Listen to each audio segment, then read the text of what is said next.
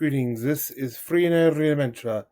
I welcome you to my recap of Critical Role's 4-Side Dive, episode 30, What Bits May Come.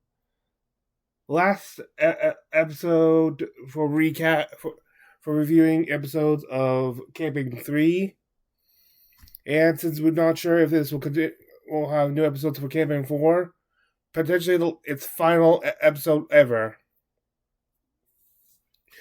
I want to go over a few things real quick. First, I'm sorry how late this was.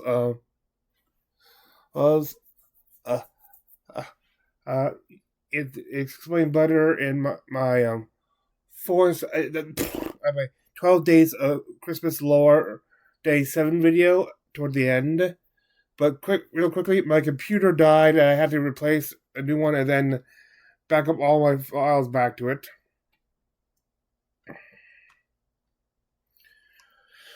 Not to mention, I had a few minutes delay where I had to restart my computer because it was not letting me do any audio. It had no sound coming out of it. Now to usual disclaimers. I do not own nor am I associated with Critical Role, its YouTube or Twitch channels. I'm just a fan sharing with my fellow fans. I am also an amateur, so be kind in the comments. As usual, this will contain clips from the show, but these were made with fair use in mind, and while some important moments or critical moments occur, it focused on comedic moments. For a 4-Side Dive episode,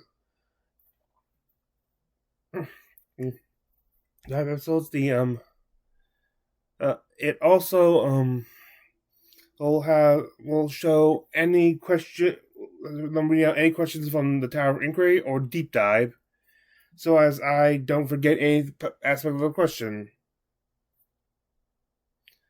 I'm not saying their answers will remember every aspect, but that's another thing. And now, to the season finale, if not series finale, of 4-Sided Dive. 4-Sided Dive. Thy light fades dim and low. Done are the days of Queries towering tall, and Broomy dear his googled eyes forsworn. Look there he leans, forgotten cloaked in dust, while Moppo sulks his dark soul left unloved. Despite the crew's hard labor lifting him aloft, how oft they tried, and yet the vibe most fell. The tragedy of Mop that welcomed hell. Hark ye, the aimless din of opens cold, a cursed block, a sea block, born of dreams, rash, with the hands that sought to summon Mars. Yet sighed the proud, begone, benign block, and cease, cruel chorus of crosstalk class, and callow, a verbal salad, chaos of cacophony. True tongues of law, so rudely tossed and tainted, that then were buried low beneath the fraught and feckless crunch of shard and maddened mummery. But here sits the deepest wound of all. Poor Liam, oh genty, witty Liam, oh, who hosted only once ere now. Alas, for 30 turns have come to pass, and he twice alone was bid to wear the crown. Who fated him to draw these lots so ill? Why twice? When he, a heart so true and keen, deserved 100 chances at the helm? An oversight of crew, burned out and bleary. A bit or not the bit that is in question. 'Tis villainy, I say, a foul disgrace, and my eyes turn to rain, my heart to ice. The dive had 4 sides, yet I opened it twice. It's I think that was Daddy. Now They our broke it. rebels round to sleep. We thank you, critters, who did take the dive. For sure a show need not know what it is to know the hearts of those who take it in. Welcome to Four-Sided Dive. Let's do one final show for campaign 3. Oh, Merry Christmas, by the way. I guess this is the last time I can say this for a while.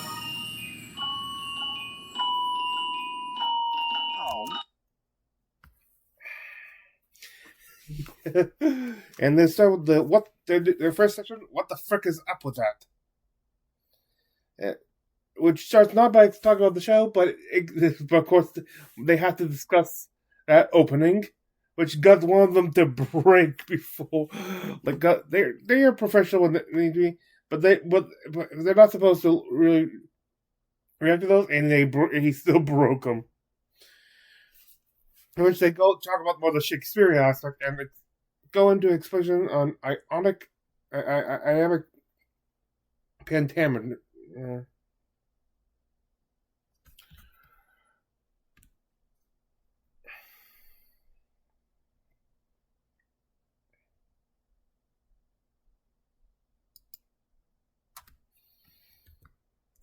Back when Robbie joined us on EXU, I know you from the voiceover world mainly, and so I was like, oh, we're gonna get to know each other even more because we work in the same industry. But then pretty soon it became apparent that you were a big theater guy, which I just didn't know, and you and I spiraled down to the point where you invited me to see your friend in a show at South Coast Rep. Oh, that was an experience. Yeah. Wasn't my friend great in that show? What? He was great. So was the show. It was great. It was fantastic. It was great. It was amazing. What a great theater. It's Grease of Shakespeare. Yeah. I stand by it. I'm totally lost. What are we here to talk about? We are going to find. And then they start talking about the different final missions of this campaign through each of the different parties. Starting with the fight at the Malice Key, with Voxmaka being back. They also start talking about how it's like to play again and how it's like for. They thought it was like for all the characters. They talked also specifically about the relationship of Pike and Scanlan, who are, if you don't know, are divorced at this point in time. Ashley describes them as always circling each other, always dancing around each other.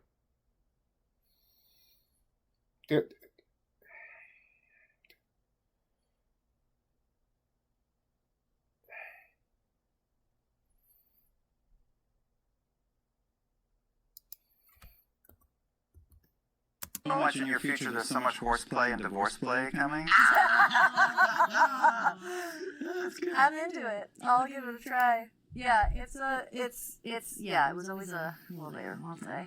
I could see Pike and Scanlan being that couple where they're like, we're old, we don't want to be lonely. Oh, like an arrangement. Together. Like if we're both unmarried at the time we're 63, we're Yeah, maybe we'll Okay. Yes. I'm not extending that to 63. I don't know how old those characters. Yeah. I mean, they're gnomes, so they'll. Oh yeah. they'll Good point. For a I mean, while. there's a lot of time that they have Yeah. on Exandria to explore and to have fun with their lives. How long do gnomes live? 500 years? 69 years. 69 years? All right, well, in my case. Chutney is old for a gnome at 400. Okay. So it's Okay. it's like between 4 to 500. You guys are, how old is Yeah. Mike? Ish? Pike.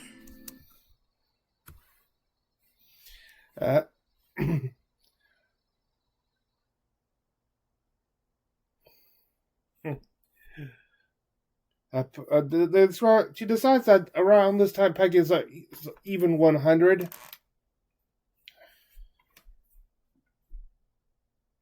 Which, keep in mind, considering how long gnomes live, is could actually be around my age, my age relatively. And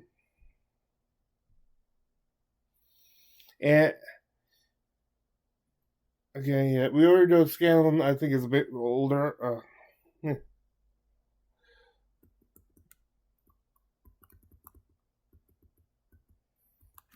6 years old, but I was actually 1 year younger than I thought. Was so happy that day.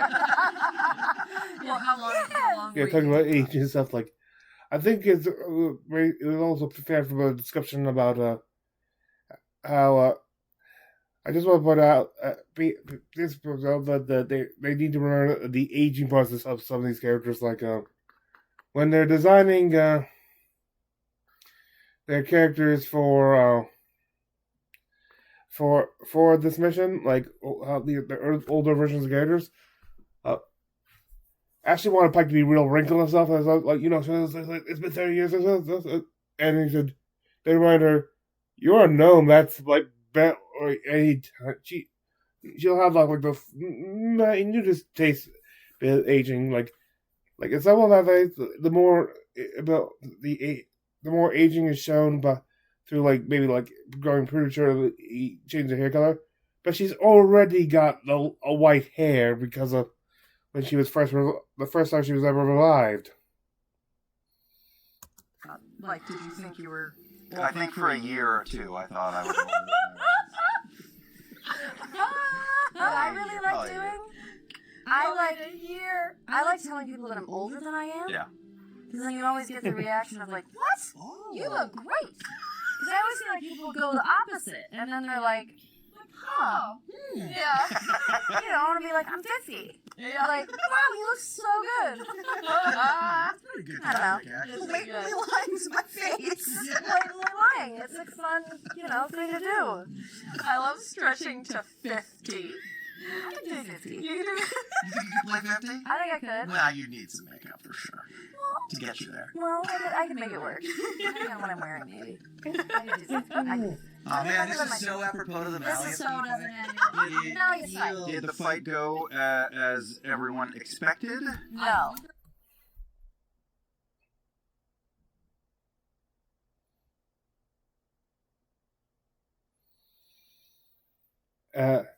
No, I think there was something that took worse. Also, I think we all expected, but this how big the stakes were and stuff. That each party would have at least one each party would have at least one permanent casualty or something, as such. And which we did temporarily lose Vex, though. Thanks to Pike's divine intervention, we got her back.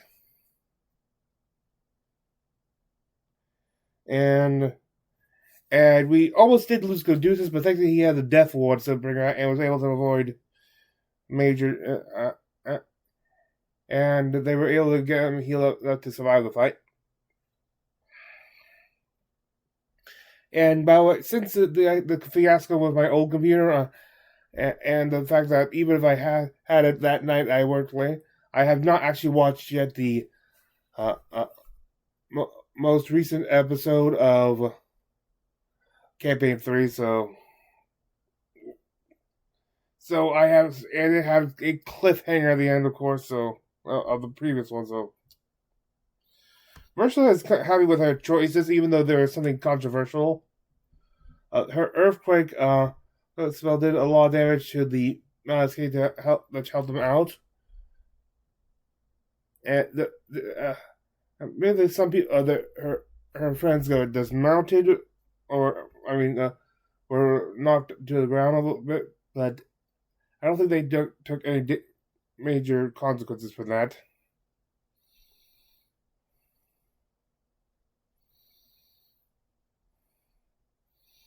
Then Robbie, Okay, 1 second. Can I do something real quick?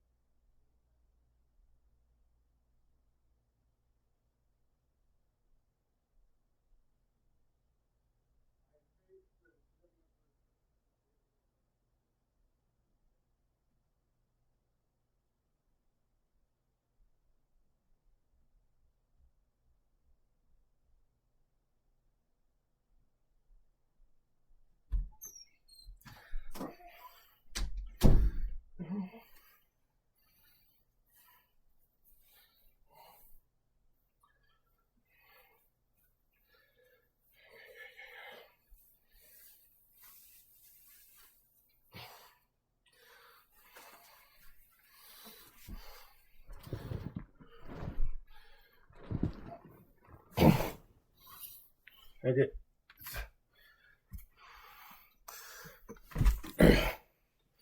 So, okay, what else I have? Okay, Robbie, well,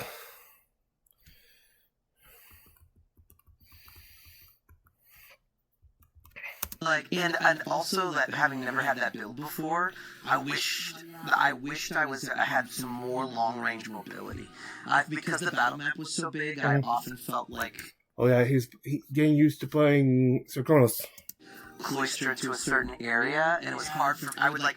Everybody's so OP, so I'd be like, "Oh, I want to go help Grog. Oh, he's fucking killed everybody," and I spent my whole last turn. I'm gonna go over here. I felt like that until like mid battle near the end. Yeah, but it was very satisfying to watch and participate, and I had a lot of fun moments. But like, it was definitely I think that was my biggest challenge with like a build I never played before.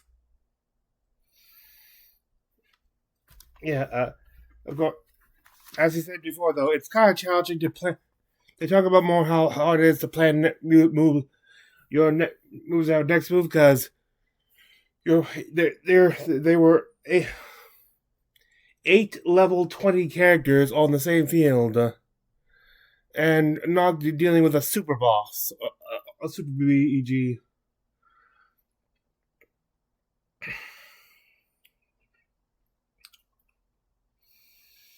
Most of the characters that were most of the enemies they took out in one round of combat. Bad, so.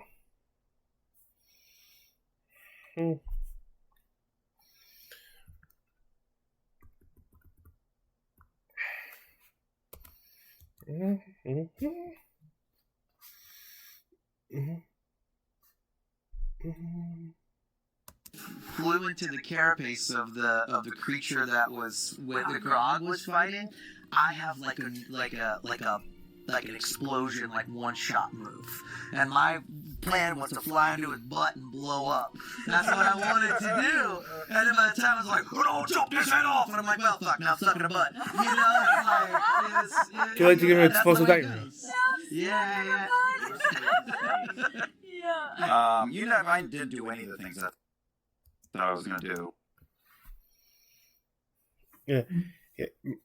For instance, she had like 2 like spellcasting rods. Leave Tail had 2 spellcasting rods, and one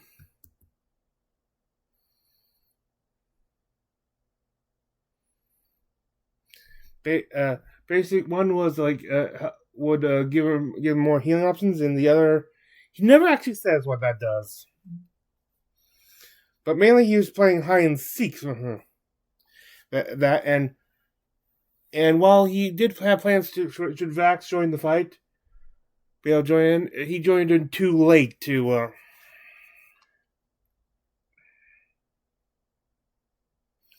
It was too late in the game. So let's see.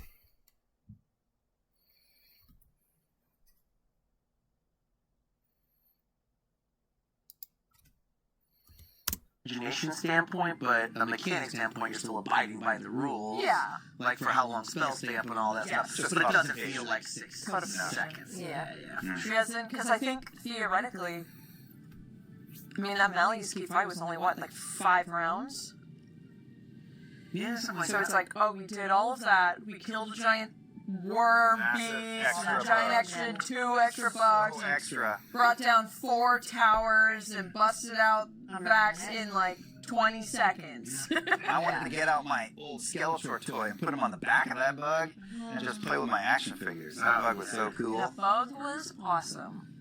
I didn't like the worm. It made me uncomfortable. Yeah. I'm glad Yeah, that's that where my worm flight was- journey was- is. It looked Yeah. like it looked like other things. Yeah. It looked like, I said it out loud. The worms always do. They always do. Worms always make you a little uncomfy. What else is on this menu? Well, I mean, Host. one night. Trying to say it, but something won't let me pause. One night, they talk about what that could mean. Like, first off, they talk about the relationship between the brewing relationship between Sarkonos and Leotel.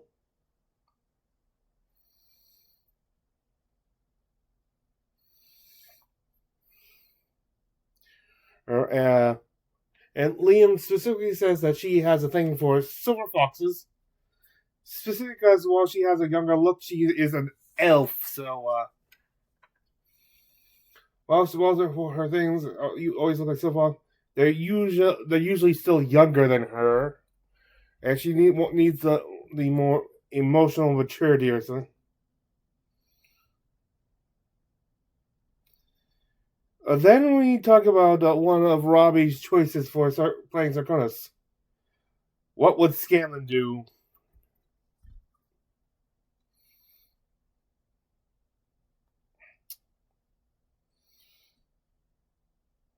Not sure what he was thinking here.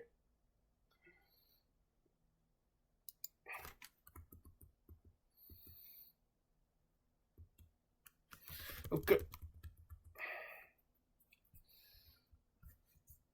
I think you called it out on the last dive, but one of my favorite moments of the last few games is just Vex with Pike going like, yeah, Sarkonos, if Pike were available, you did it, right? No. Yeah. Lightning So Lightning good. fast. So good. It was so Oh, good. man. Well, I also forgot Sarkonos was such a looker. Yeah, he's a Like, when hottie. I saw I was like, oh my god, I forgot that that's what it looks like. You know, those druids. yeah. Druids, man. I mean, Just live a long time. We don't age, you Yeah. know. you made the mistake of allowing me to communicate directly with your artists. So Yeah. there's 0% chance I'm not gonna make eye. Yeah, I'm out it for what I I mean, like. to be fair, Get right in. I would say, I mean, of course, over time, we have our, like, our knots, and we have our, like, Laudnas, but let's be honest, 80% of the reason you play D&D or other tabletop RPGs is so you can look hot. Yes. I will say that I have to. That's not the main reason. But that's not the reason. It just happens. I mean, the hottest happening I could. Like, Yeah. you want to look hot. Yeah, I agree with you. You want to just be the hottest you can be. Laura Bailey, I think somewhere we still have an email for first. Just hot. Beck. Yeah, just figure out.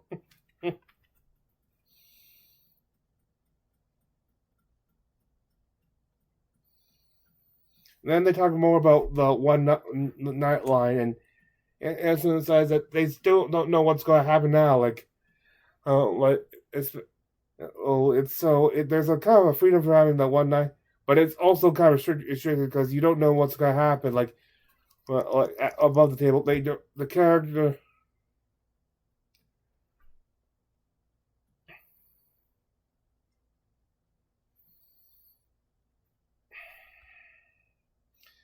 The characters are they don't know how at that point how the other two missions are going to end up. All of the worlds won't be around by the end of that night.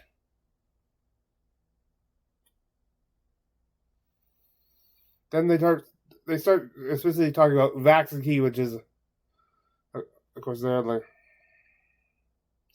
And Danny points out that currently Vax's thread is hidden from the matron.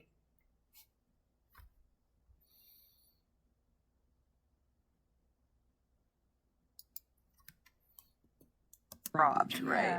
It was also the fact that Vex specifically told Vax, "Don't run off and get married over this." Oh, there was it. Yeah, they talk about when campaign 1 when they were in the library, the Ions library. Over the year that we're apart, and then she went off and got married while we're apart. There were a few things in there. The great wrinkles and complications and contradictions, and that's what life yeah, is. I mean, it's Very human. Yeah. And of course, like, and we've talked about this on the side, like, don't get me wrong, I love Journey, but basically Kiki's got a rough. Sure, hers is tragic. After finding the stuff, she loses the one she cares about most, and she can't move on. It doesn't help with by saying the Ravens all the time, but yeah, they tell her that she needs to start. And now the one she likes the best, but the one will not think so. She has them again, but it sounds like it's only like a finite time, so it's also kind of stressful for her.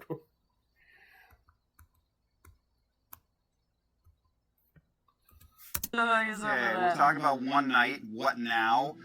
I think we can move on to the Murdy Nerds at this point, right? Murder nerds. Yeah. That's just a suggestion. Y'all can talk about whatever you want. Well, I mean, is there any questions you have, Danny Carr, about Yeah, I got this? so many questions. Oh, But I am someone who, in general, I like to wait to see what happens. And I am the same way about, like, I'm literally sitting over here, like, about to, like, cry because of Vax and Keyleth. And so I would love to talk about the Mighty Nine. Otherwise, I will start sobbing. Yeah. Let's see, the Mighty Nine. Here's my question for the Mighty Nine. Why were you guys ragging on my tower the last dive? Oh, you watched that? Yeah, you said you Oh, had no. you said you had beef with me. Explain the beef. Where's the beef? Well, what did we say? Another great reference for the kids. They're gonna love it. Uh-huh. What did we say? I'm trying to remember. What did we say? Well, you were mad about doors or lack. You guys were very Right. what actually exists in there. You didn't have doors. I So did have everyone. I spent.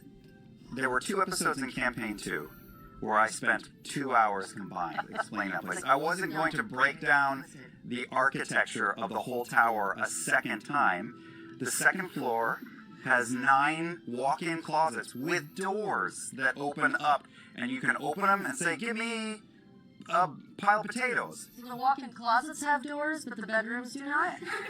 I just like to know that if you had infinite level 20 magic, your one wish would be a pile of potatoes. The second floor is like the room of requirement. Whatever you need, you can have. Do you need archery targets? You got it. Do you need lots of Lego to play with? You got it. Do you need sheep? You got it. You close the doors and open them, and they're in there. It's the one mutable thing in the tower that changes. Sam was like, "You can just change anything you want."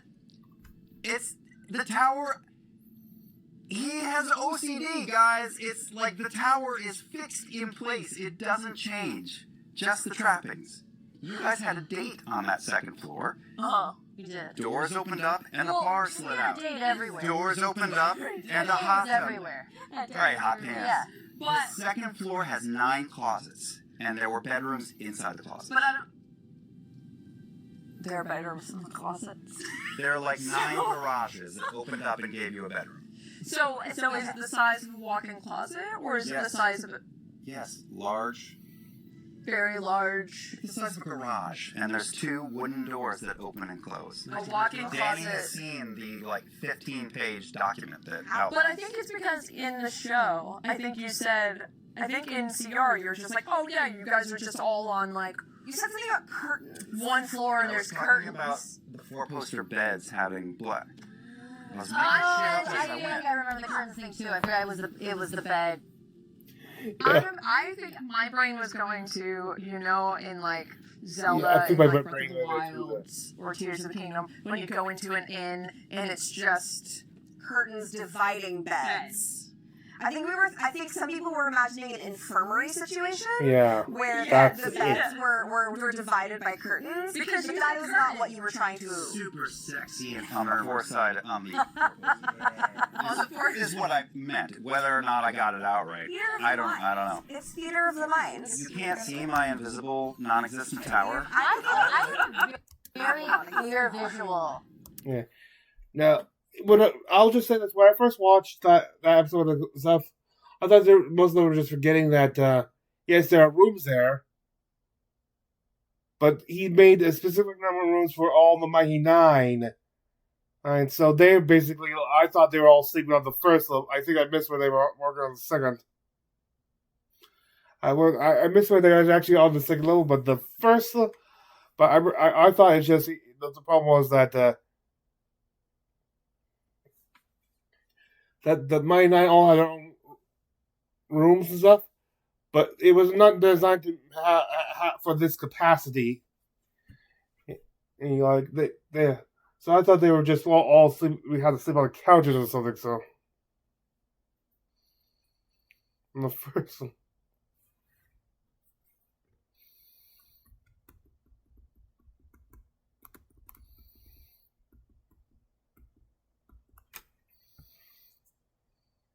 I don't know. But there's a word, there's a term for these kind of people, and I don't remember what it's called. Aphantasia? Is that it? Maybe. Oh yeah, for they talk about how Robbie couldn't quite picture it because of the way his mind works. He understands like the concept of things and stuff. Like you talk about this, he understands the concept of it. He's not like a person where you could just imagine it or something. Like describe it as an example. Like once that instruction, someone gets a clear like 3D thing, super detail. I want they understand concept. So, and there's like 3 levels in between them. I have the internet in my hand. I'm don't gonna have to diagnose me on the last episode of Four-Sided Die. I find it fascinating. Shit, I got it! Yeah. Okay. Wait, read it. What does it say? Aphantasia is the inability to visualize.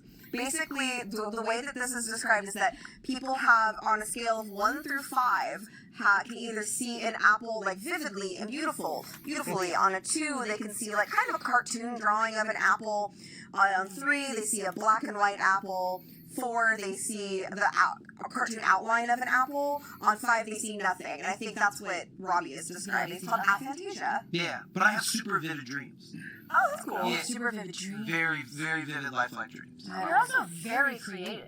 Oh, thank you. So it's weird how some. Yeah. Okay.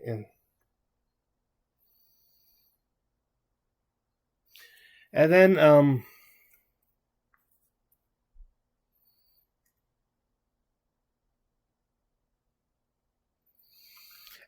they talk about I don't know what that is. They talk about how Liam was trying to push to get them to rest for night, just so he could get the tower out. For all I know, it could be the last time he could ever have the chance to get the tower out. And then they're talking about about his choice to be a sea popper. And it was like a spur of the moment thing, but it's like a thing. He wasn't planning. Then she's making the time like, "Are you a sea popper?" And so, no. He goes, "No," but he that joke away. It's like, "Oh, that's actually an interesting thing." One thing he also made about his lore is like, as a kid, he would look at the shop, see the wooden toys and stuff, and so all.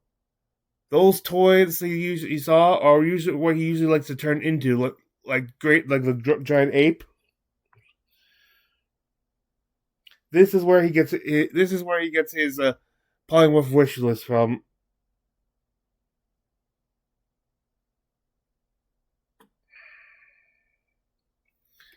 Now, the question is now there's still, of course, the question of whether or not the sea puppets truly did exist before the wish, or more accurately, was Nanamori allowed to rewrite history a little to make that wish something and give those sea, or was this something that always existed? Which was kind of a horrifying prospect.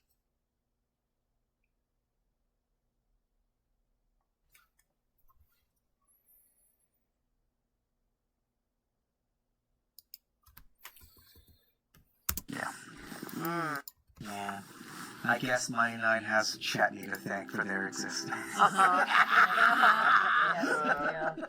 Yeah. It's also our second Matrix reference of We're doing great. of the episode. Yeah. 2001? No, in 1999. Matrix was 99, right? 99, baby. Should we talk about the Weave Mind battle? Oh yeah. That was fun. And Fungal Friends is on here. Oh. And LOL Force Cage.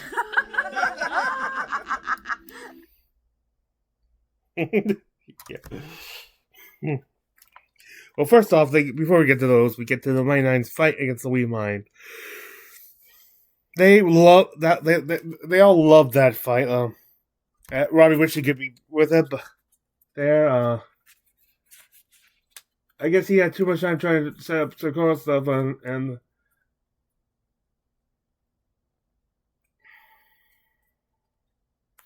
personally, I thought that if they wanted to, they could have just tried workshopping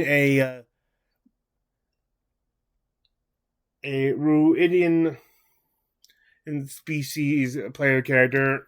Like maybe he could have been played as a seed or something.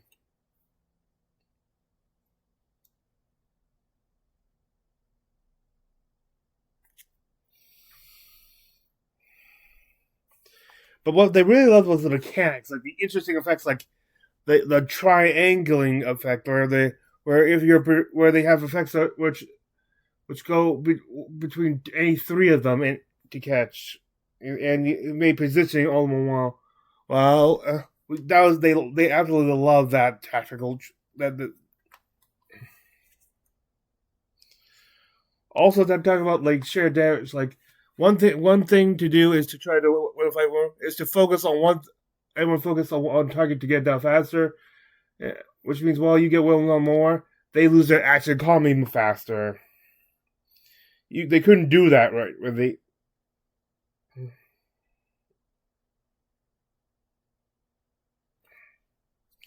Oh. Then they talk about Caleb's like big, a big brain move, time stop fireball, a delayed fireball. Like he's talking about it was the first time ever casting that spell, and it's such a Caleb thing because of the illusion of grandeur you get, and when you roll for a number turn. Means you get right at the other, you just suddenly get right at the other between them. Though he's mentioned that half the stuff he used were didn't come into play, like mirror image. Like any time they actually targeted him,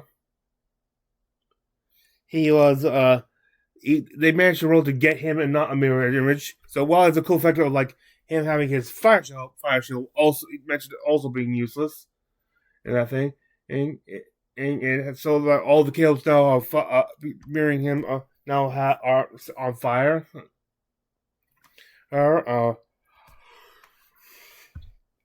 They never soaked up any damage, and the fire shield. One of the big benefits of the fire shield is that if they attack you.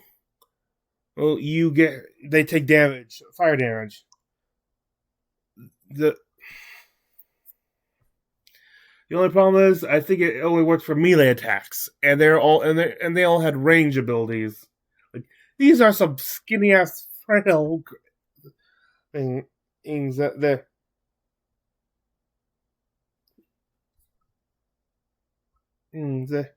they're just more physically fit than. They're more just one tier above Charles Xavier in physical physics, and he's wheelchair bound. Now, of course, the delayed fireball with a regular fireball on top to set off them both was a great move. Since the shared damage, that really took all damage off. And since it got multiple of them, and they shared all, each of them had to share multiple high-level damage, so that really it didn't finish any off, but it really got them weakened.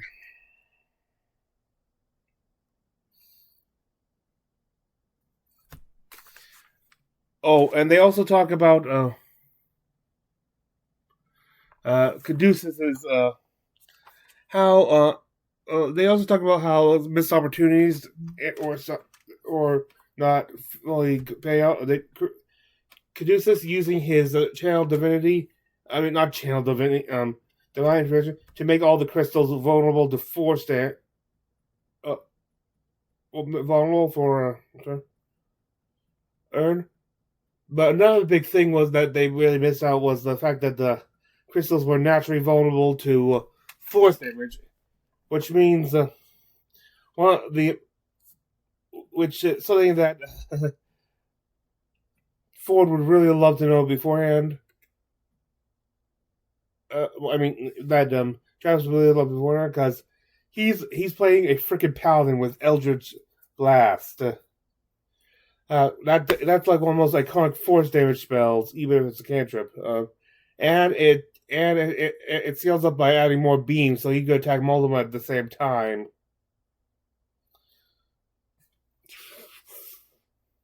And they got good range too, so he could have been sniping those and just took it off if he had known.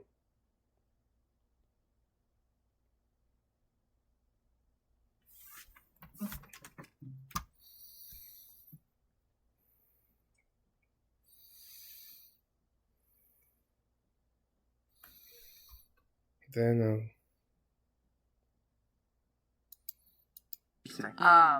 Who took the biggest shit in the whole battle? Who tripped over their shoelaces? Who rolled a natural one when they're flying through the air going, this was the final? Was there anybody just really cocked a roll? Danny looks like she immediately has an idea. I'm trying to think. It was kind of you, babe. Me? What'd you do? What did I do?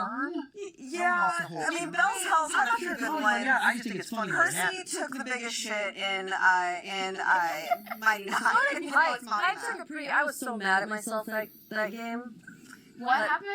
With You kept your stunning strikes kept failing for like the whole time until like the very end. But that's as bad as it gets. Then it's No, probably Mighty gotta be Nine pretty did good. Yeah. Really, really Yeah, I feel It's like Mighty Nine Stunning did really well. Okay. To be fair, Stunning Strike is deliberately tough to hit because it's so powerful. But of everybody, I think you had the hardest run of it. But I think that even then, like Mighty Nine kind of kicked fucking ass. Man, I didn't feel that way. That I said, felt like I did pretty great. You guys love D&D so much. You're like defending yourself.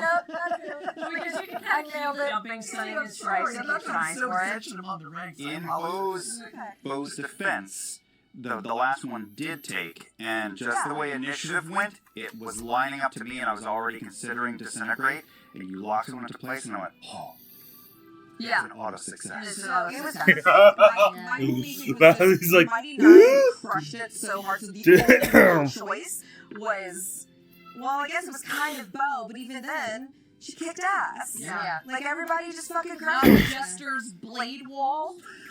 Caduceus had a couple goose eggs.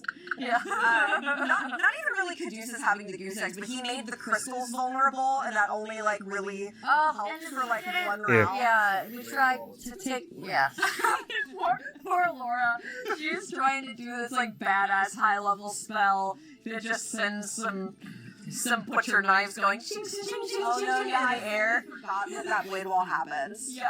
to be fair, that blade wall came in helpful with the cover aspect. what happens on this show. Forgot that it existed. Not going in the recap. Sorry, guys. Whoever's on this show rounds on the absent members. It happens again and again and again. Fuck your tower. Yeah. See, now you're. Stop, please, stop. Fuck in my tower. Fuck in my tower. Towers. Look, Caleb. Look, it's Caleb's. Widowdeath Nation nine-sided tower is for lovers. I'm telling you. Yeah. Also, people this week have asked me, or last week, or at some point asked me where Essex room is. Caleb's room is Essex room. There's not a devoted room for Essex. Caleb's room The share. is Essex room. You're like my grandparents Partners where work. they reach a certain age and then Exactly. Like, I pick my don't. grandpa I would out. sleep better if we're not Yeah. in the same. Honestly, the center of the tower where there's no gravity is their bedroom. Exactly. What do you yeah. think the top floor is used for? Yeah. Wait, there's no gravity. Yeah, there's no gravity. It's just. How do you even purchase? I just saw like half a dozen thoughts. There were so many So we're clear. No, we're That's reverse gravity and it's on the ceiling.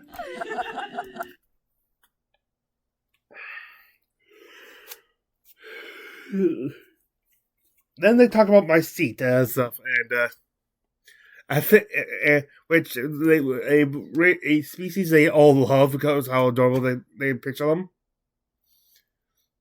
They really would love. They make a wish that they could get the guy who did the narration on Planet Earth to do a special like Planet Exandria stuff or Ruinous with it, just as a joke thing to show.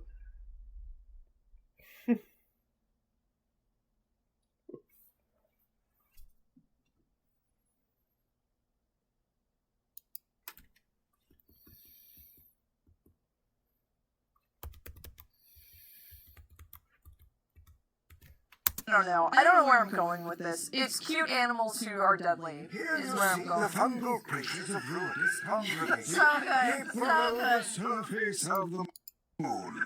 I was Yeah, reading put about Admiral Planet straight. Exandria.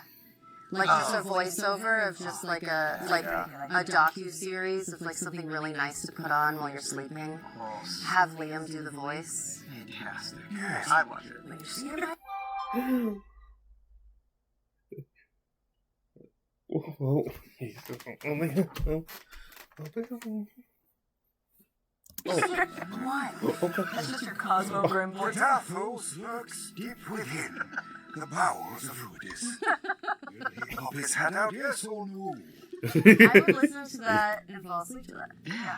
But the slip and slide? Oh. It hurt more than they were expecting. What do they expect from natural cave systems? Slide down natural cave systems, I don't know, but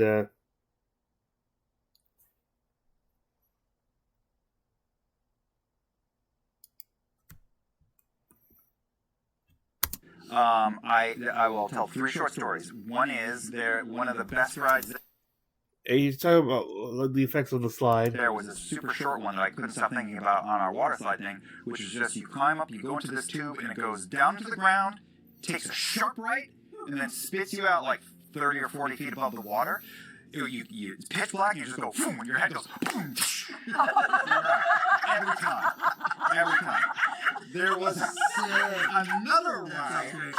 Yeah, I think they're talking about the most dangerous one part where she's been That's to. the one you said. That was the best one. There was another one that was like an almost completely vertical drop slide that then went down, like probably 100 or 150 feet, and then turned down. And then you slide out. The problem is, it wasn't one long piece of plastic. It was like joining segments. Oh so my there was a God. seam between every piece, and it was like you got caned on the way down. It was like welts all up and down your I back. just involuntarily grabbed my piece. Same fear. We've got the tape, Jim. I literally do. Then there was the Alpine slide, which were like little That go-kart. was horrifying. Yes, and you sat in a little like go-kart thing with a lever, and you would pull the lever back to slow down or just let it go forward to go. And I watched a kid 100 feet in front of me fly off and smash his head on another and out. Sure. I mean, people literally died on that day, right? Yeah.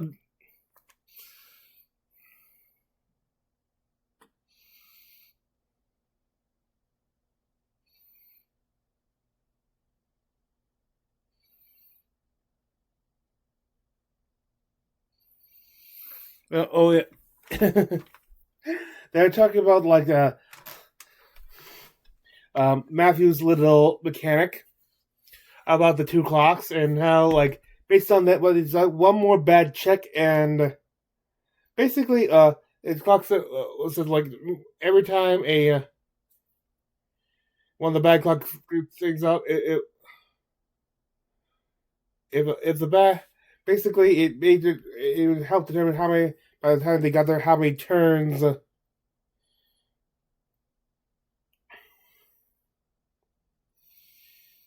Earns rounds they would have there, and basically to save Liliana, and based on that thing, they had made one more bad check, bad check stuff, based on how they didn't save her nearly like they were one turn for her dying, so one more bad check, and she would have been, and Imogen would be out for vengeance.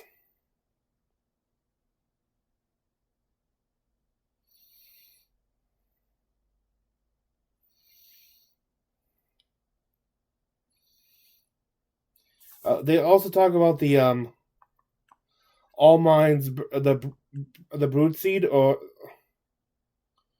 and the effect it had on the local fungus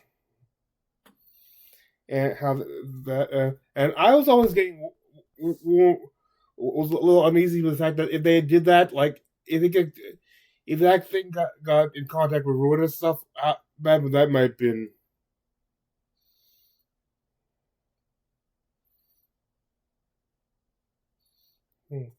Oh, then we talk about the big play of the night, the force cage.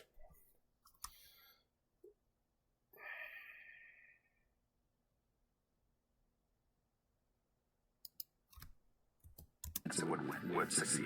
Yeah. I literally smacked my head on my dice and poked myself in the forehead with a D4 when I was like, this has never worked. And I'm like, ow! Insult to history. Yeah. But it worked. It worked for as far as we know. Boy, I tell you, if Liliana had kicked the bucket, I think Imogen's chances of picking dark choices would have gone up like 45. Yeah. Oh yeah. Definitely, that we missed her village and origin story there. And now we get to the Tower of Inquiry. Like I said before, I will have them actually read out their own questions.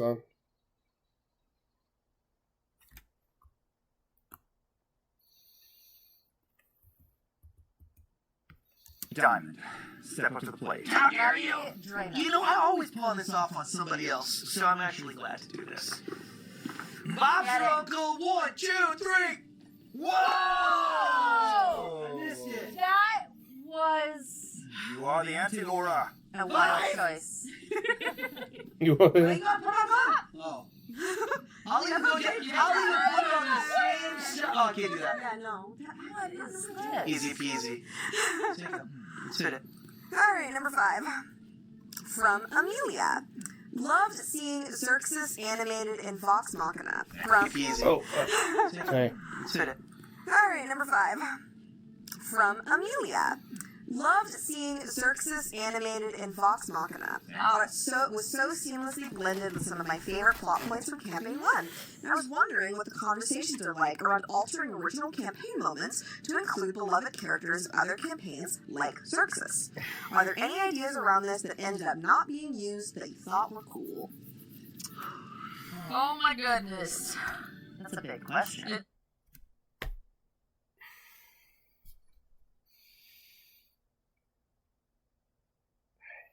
It's a big question. Yeah, and there are so many. They talk about so many different things that changed there. I can think so many changes off the top of my head. Like Percy, well, they didn't revive Percy wasn't revived in time for the final fight against Thordak, or there. But anyway, yeah.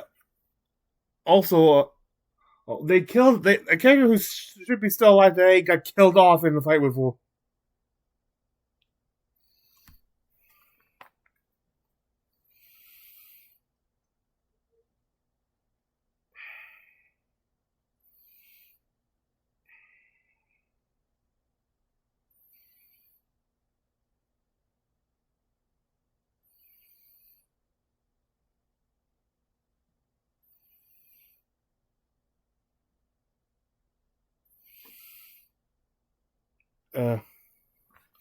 They talk about how they made one of the things that they wanted to have was the fight against Yank the Sun against Vorgol, but which was an interesting fight. They made him a devil in this because he came from the Hells, but besides the fact that he was I think a demon in there, therefore would have come from the abyss.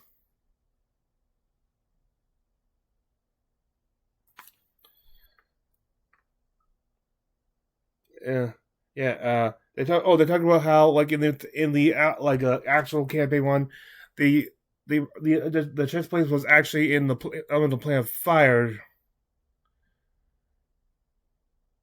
They just had to. It's just they had a Hell embassy there, so they had to fight a pit fiend.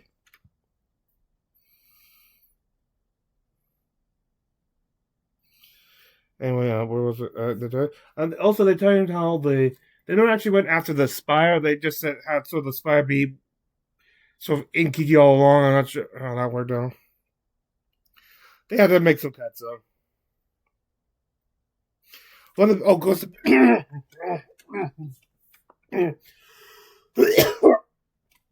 they also talk about one of the biggest things they had to do is to include more Pike, because she was often Ashley was on and off on the show because of her work schedule.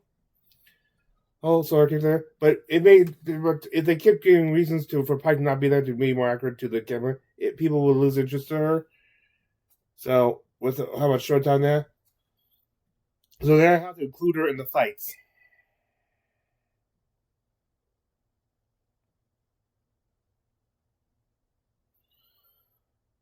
Not sure if I'm hoping they introduced the I'm not sure if they have already. I forget if they have already, but or not. But I wonder if they include the think of many things at any point. That's fun. Because if they do actually intend to do some of the include some of the one shots afterward, they'll have to include that to set up the search for Grog and the search for Bob.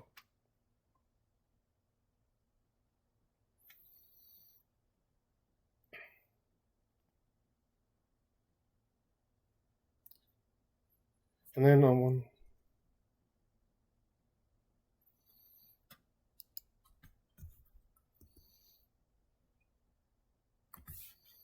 I know. We'll never know.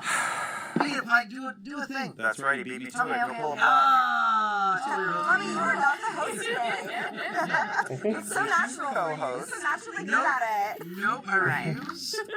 This pull brought to you by Lolly.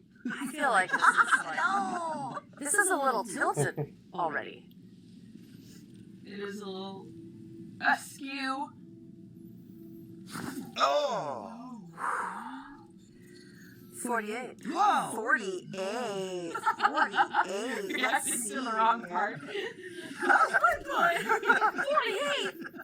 What a number! This is interesting considering you were so close to the end of the campaign. But Kayla Cabral asks, what do you think your character would be doing right now if they hadn't joined up with Bell's Hells?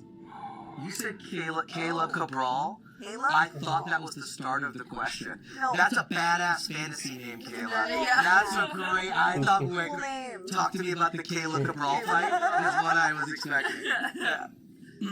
What are you doing? As- Ashley says Fern will probably still be with the Crown Keepers.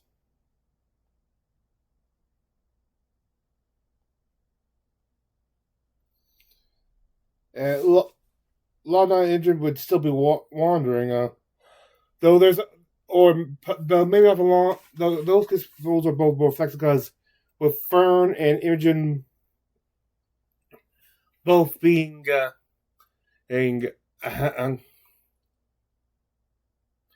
not only both being Rudis born, but having also high connections with some of the higher things like Fern's biological father is the Sorrow Lord, and Liliana, who they're both siding with the Vanguard.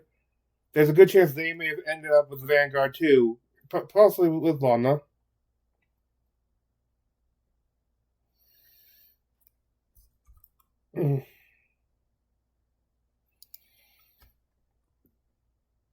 So that was an interesting. That's a Probably, yeah. Always on the edge of like slipping into a cult accidentally. Oh, for sure. Fern, yeah. Love that. Literally beginning, even EXE times, you were always in question. You had a shadow version of yourself. Yeah, I'm on over. Yeah. She's Faye. Yeah.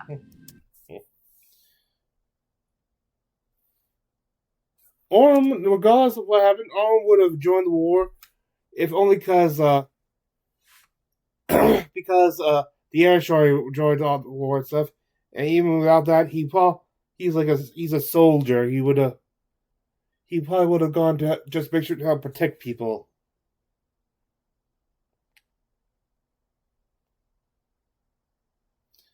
And Robbie says that Dorian would be in some high level trouble right now, like deep in debt with the wrong people, sort of thing, or trouble. In fact, a point of order. When I first started watching this, I had to take this episode. It was like, I had to take a break, and during that time, which I took a break from this episode. My computer, my old computer actually died, so there was a big. Ended up having finished watching this like next day on a TV screen, like using one of the apps, and it's rickety controls.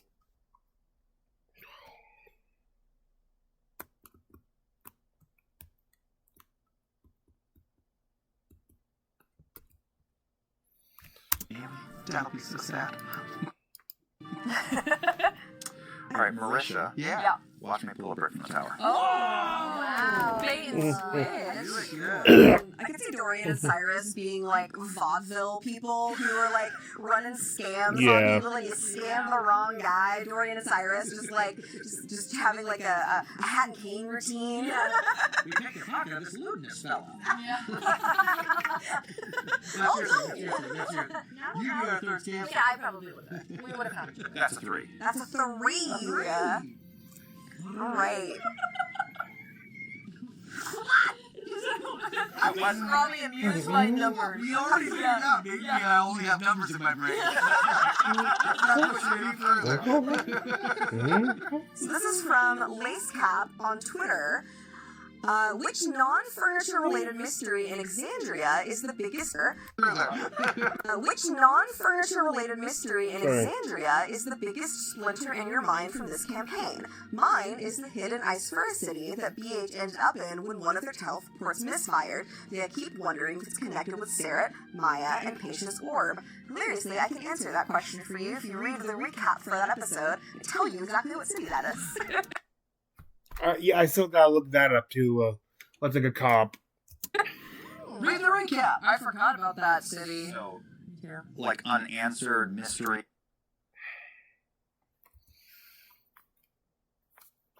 Liam would. Where's the most unanswered? Liam points out they still don't know what happened to the Shade Mother. Like, they didn't finish her off and stuff. The Green Seekers said they were going to deal with it, but we don't know how they deal with it, so try to deal there. So, for all we know, she's still down there. Yeah, they were planning something, but they had to divert her resources to fighting this war, so we have no idea if she still lives or not.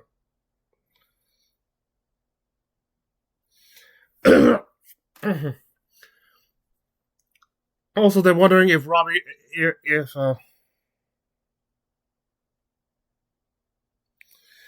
Robbie wonders like if they could still actually have saved Cyrus at all. Marisha gives us a point one. Like they still have not relocated the FCG's Delver coin. And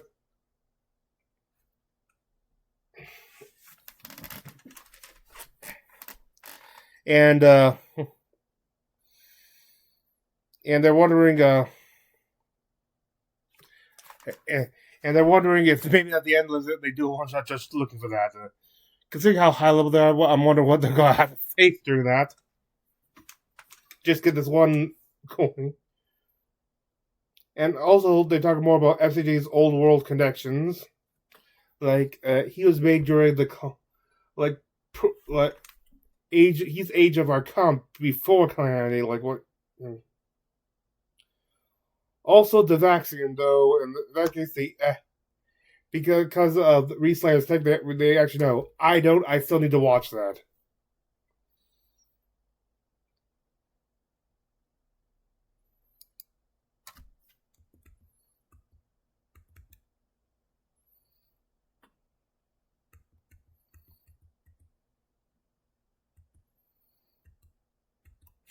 Oh, we're gonna do it. Okay. Really? Okay. All right. Do it. Do it. Last pull? Last one. Last one. Let's see. I feel like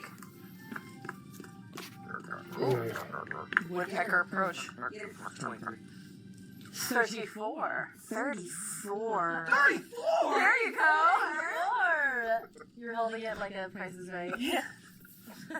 Nice. Ooh. Wow, beautiful. Ah. I like We that love now. 34. Okay, Vanna. All right, from Shafi. For everyone, do you think any of the previously established characters from past campaigns, NPCs, and player characters are Ruinous Born? Ashley immediately comes up with Victor, rest in peace, and pieces. With how tragic life is, they wonder if Kiki could be. Richard thinks perhaps Gilmore. Liam suggests Zara, which I could definitely see. Robbie gets one of the best ones, which is Pachka. Oh no, she has some connections with the Vanguard, so. Oh, Liam, the Quad Rose Wish guy, whatever his name was, we can't remember. Oh no, it's right here. Preston Drodon. Preston Drodon, like. Oh, and actually even says Buddy, from during the raid, I believe it was Liam's character.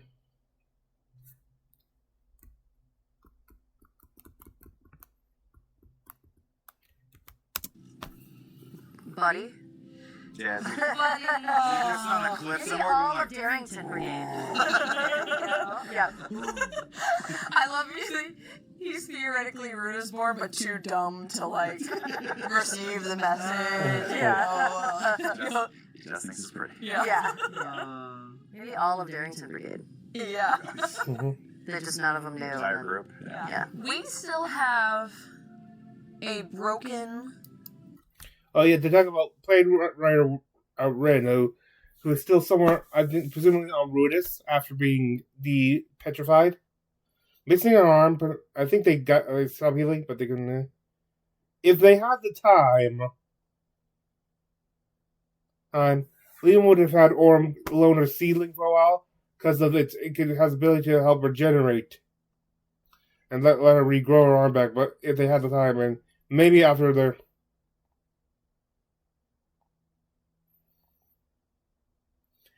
maybe after everything's done, if the world doesn't go to hell.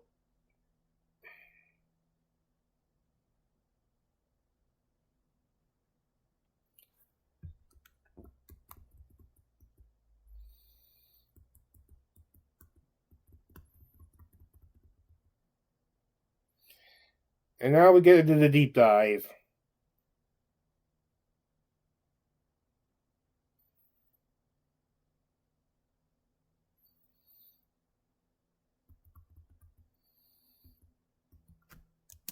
Oh, do you know how I know it's the holidays? I am so ashy.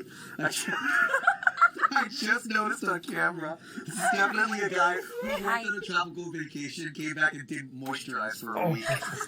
Anyway, comment if you relate.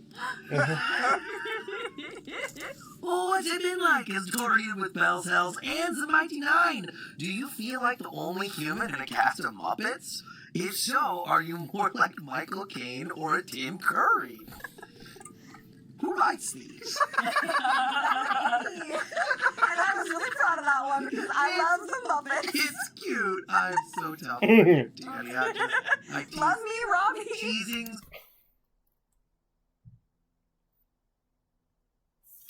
It's fun for them. It's kind of on him. So, he was to say Tim Curry, but he feels like more Michael Caine.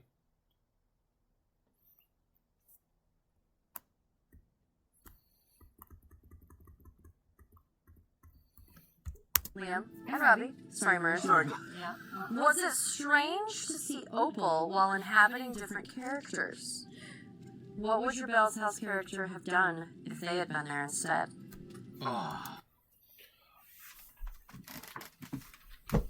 Oh yeah, because we saw Opal in the final fight at the Ballet Ski.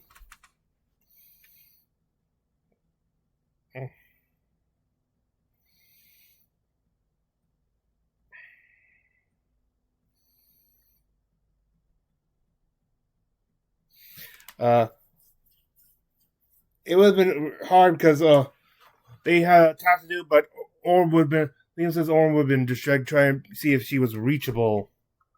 And it could have interfered with the mission.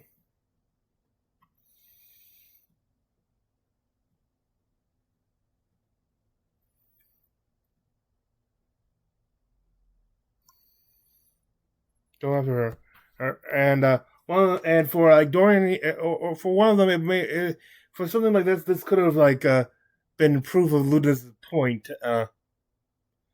Like this is what one of the gods have brought her to. So.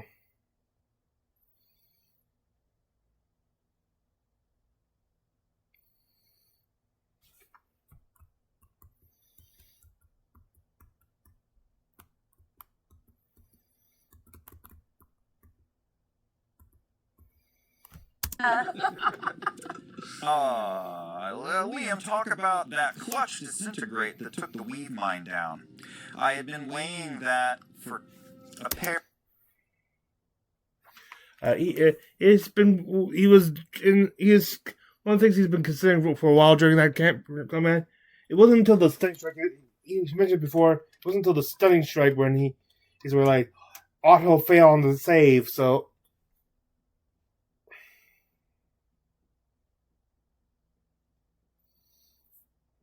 Hang on.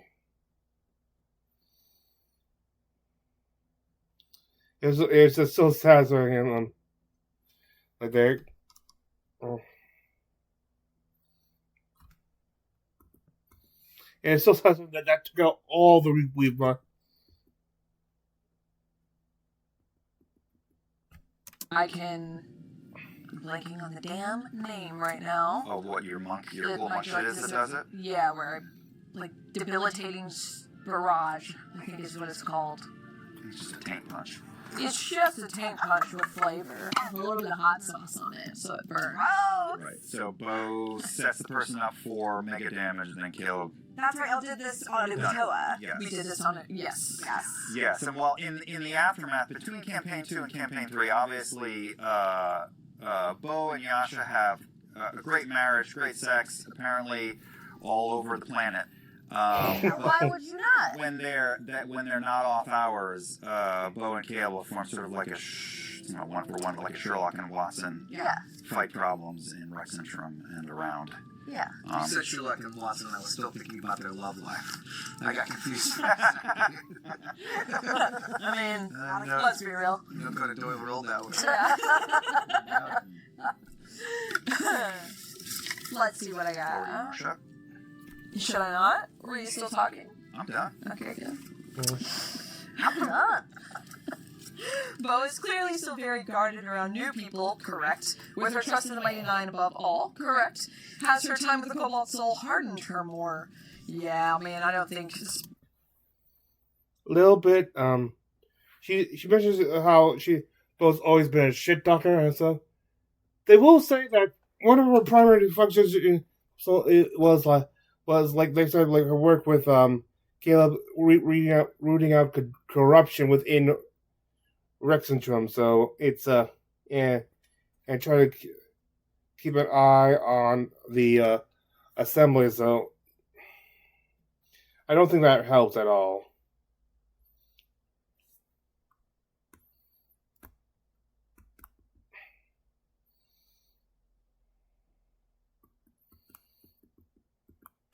I'm sorry for saying that she was shitty in the fight because she wasn't. She was perfect. Oh, well, I forgive you. Okay, I love you. Next. Pull a question where everybody tells me how much they love me. Suck. Oh, God. How did you approach playing Circonus for the table? We did talk about this a little bit. Yeah, I'll make it brief. We got a lot of questions. Yeah, I mean, the scaling...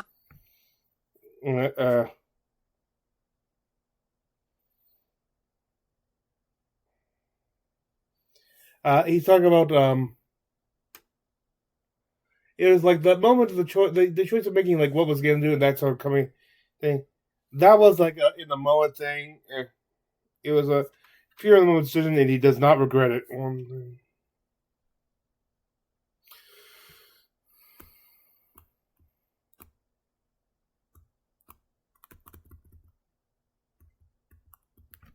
Okay, so I'm gonna ask.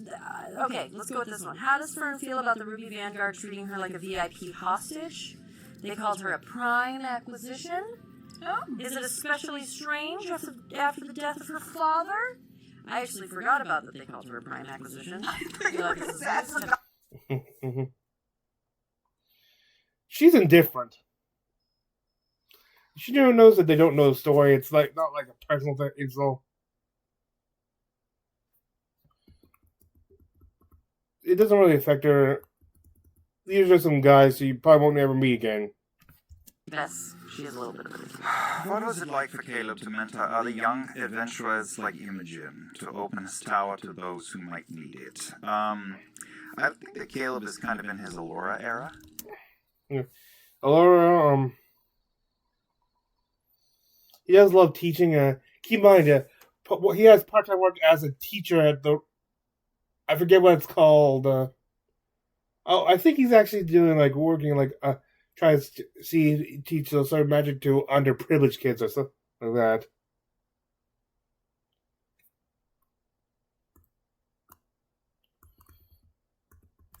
That's sweet. Yeah, Professor Caleb is definitely Professor Princess. Aww. Definitely. Is he a pillow princess? I'm sorry. Wow, Danny. Sorry.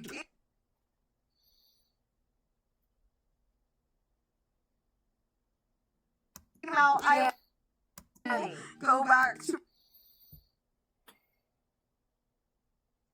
my corner. The next question. Yeah. There it is. Yeah. It is just a jump up. What you're saying. Did you mention how despite some of their accomplishments, it's never been in like stuff like in major cities and stuff. Like they help broker some peace and stuff there, but the Mighty Nine are still like the unsung heroes. They don't have the mainstream publicity of Vox Machina, which had all these things in huge populations, like liberating the city of Taldori. The story there.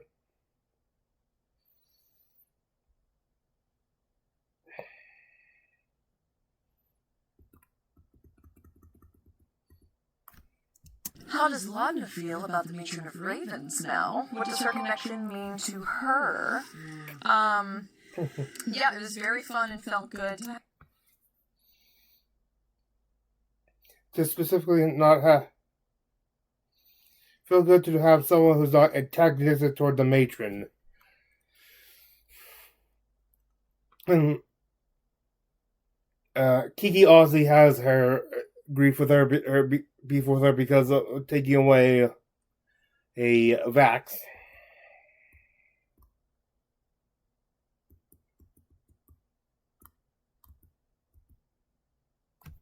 Rapidly, I think so. A little quicker. Answered it. Talk about Durham. I'm gonna lose my shit. Answered it. Talk to us about the relationship between Orm and Dorian. You willed it into being their scene of confession and how they're doing in this new romance. Is there a romance yet? That's a... He's saying it's not quite romance yet. For him, they could. He thinks it needs more time. I also think he's a little worried because there's some more signs like him. There may have been signs of him trying to pull something later on and stuff, but no, I'll get to that later. I think they talk about it more later.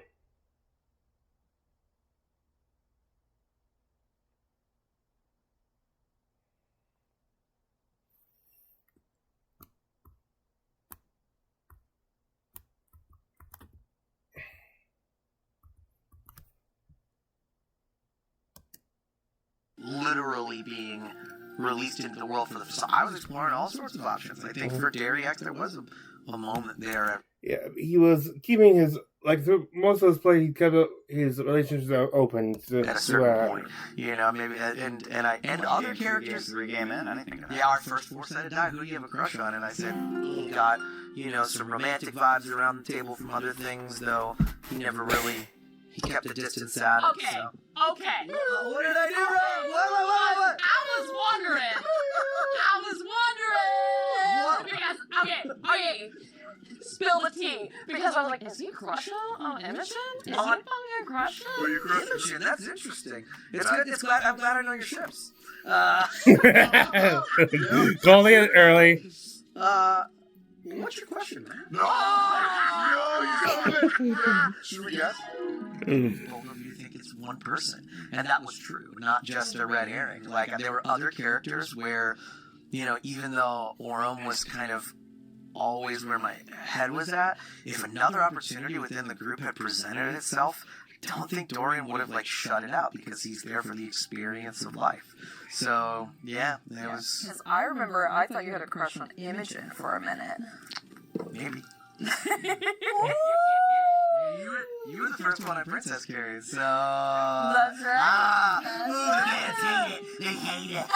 Oh, break up your favorite ship. But no, it was always Orem.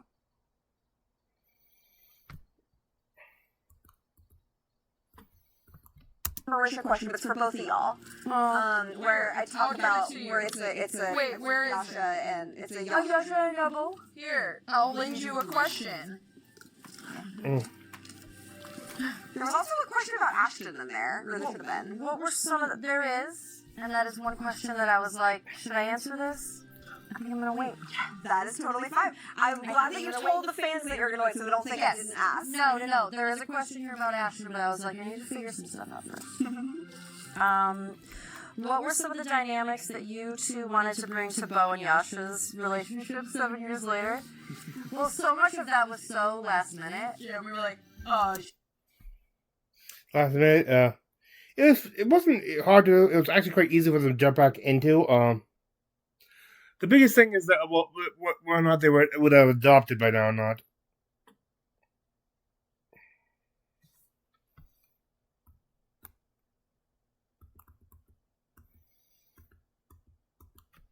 The comfort in it too, of like the two of them and figuring out where their lives are going to go and what their wants are going to be. And there was a very last minute of like, wait, did we say one time? Kids? Yeah, did we say we were going to adopt kids? Did we do it yet? And then we were like, we can't just like decide that right now. Yeah, it's too weighty of a decision. Yeah, we'll just talk about it again. Well, you can. You literally can. Yeah. You could have just said, yeah. I mean, We could have. But then, I mean, we kind of brought it into the game where it feels like We're still that's discussing. probably what Bo and Yasha have probably been discussing it for We're like, hey, 7 when things years. calm down, we can. Yeah, when things, I think just after this winter solstice. Yeah. After Yes. this winter solstice. Fast forward Yeah, 20 years later to Palm yes. Springs. Yeah. Inevitably, They've we're been going saying to this be every Yes. year on After the this, hour. Yeah. talk about it again. I love because it is Yeah, it's so great.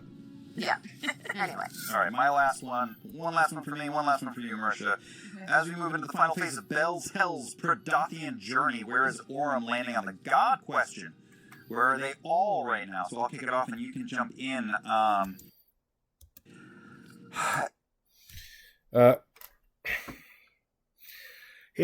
he's talking about something which I've talked about before.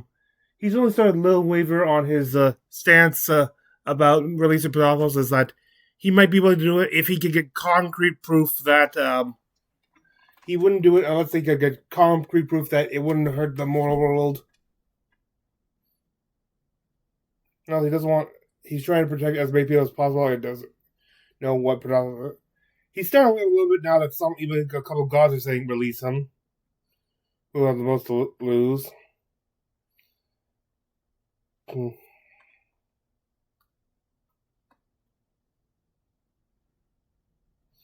But they kind of acknowledge that this is something that they won't know what to do until they're in the moment, truly.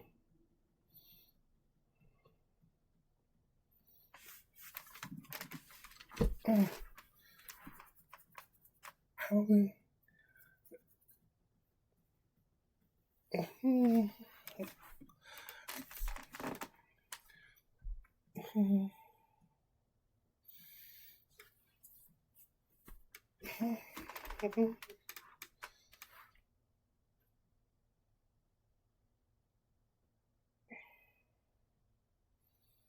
Okay, and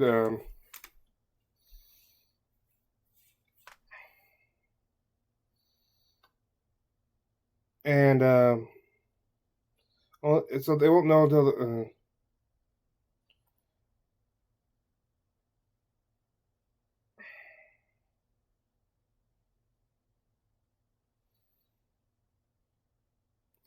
they're not even sure that there'll be that I would be 100% certain of this. And oh yes, or they talk about how Marcia says there probably will be right now. Dorian also met. They met, and here's one thing I was going to talk about before, but Robbie says that Dorian has sort of shifted his views since he's rejoined the group. But he started out as definitely because of the ending of the Count Keepers was very much anti-God, but now he's sort of changed to a true chaotic neutral character and stuff, and he's really just doing what will make sure his not the world, but specifically his friends come out safe. The rest of the world but we'll get his friends out safe, and which is a little relief because I was worried, like, if he truly was more anti-God and stuff, if he might backstab the party later if should they decide not to release Pedathos. Which would lead to a powerful but heartbreaking moment. But that looks like that we're safe from that heartbreak for now. Friends also, as long as the friends are safe, doesn't care about the rest of the world, just cares about friends.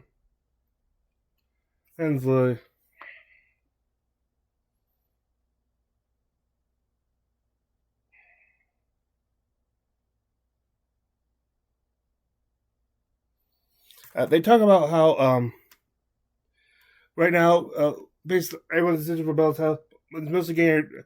Well, there are some more specifically for their friends. Most Bell's House is basically the group that's for the people and will as a large scale and stuff. Now they do point out though that some people do need faith of some sort.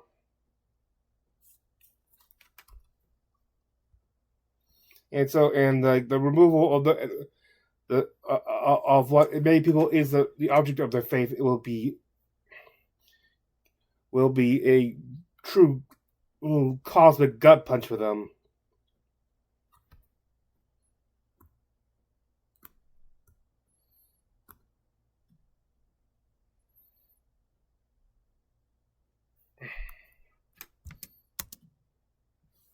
Oh, actually, that is a great. In a way. I think Orm treats it like that moment in Oppenheimer where they're about to do the test and Yeah. says there's this % chance that will cause the end of the world. Yeah. And they just don't know. Yeah. And that's what Orm worries about, but there's nothing to be done. There's no, like, sitting it out because Ludinus is going to wield it. So there's the only choice is to run toward Ludinus and stop Ludinus from whatever it is he thinks he's going to do. That's heavy. That's really heavy. Yeah. I mean, that's been Orm the whole time. Is like it's a question mark. No idea what releasing Predatos actually. Yeah, they just don't know though. It's his one thing that really truly keeps them being fully on board. They don't know what will happen. He's fully here, sure. They're not God worshippers. They have a slight connection to Room and lore, but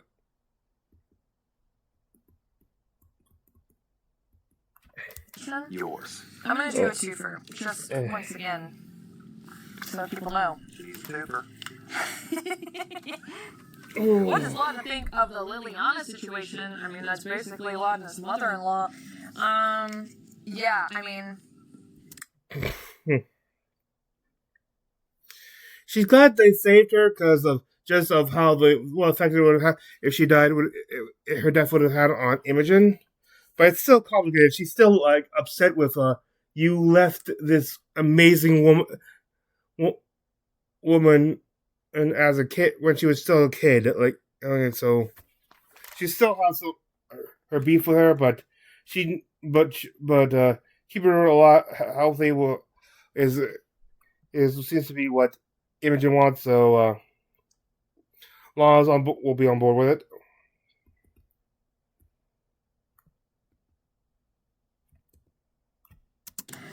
Last one.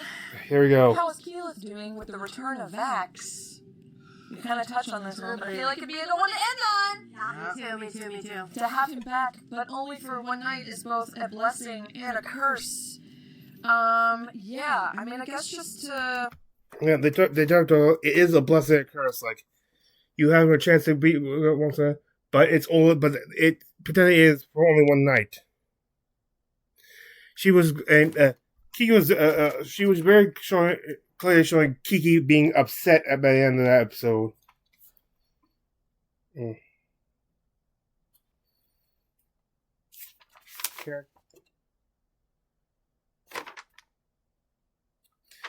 These characters, these are their first like streaming characters they play a long time, and they return to these characters. So these characters are very much real for them, and for us, like all their main characters are. We feel for them like toward the end of the I was doing a very strong reaction when Imogen has the vision showed Liliana starting being absorbed, and like we were so like, oh god, she's gonna lose it. Then we saw what was happening, how this is happening with it. I was like, my hands literally gasping my mouth, hands literally starting a gasp in my mouth. She does feel bad for Kiki, like how complicated things are for her. She needs a solid a resolution to her story. She's too stuck in her grief. So either Vax has to stay and they just be together, or she has to move on.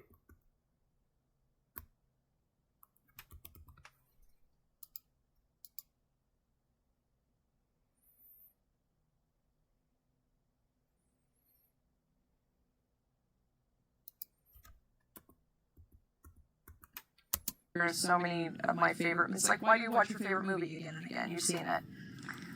Airbuds, totally. Fuck yeah. Is he gonna make that basket? I'm more of Yeah. a golden There's no receiver rule fan. that says a dog can't play basketball.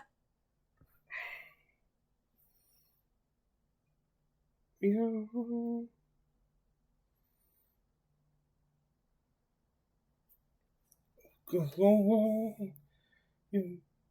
Yeah. Mm-hmm. And more.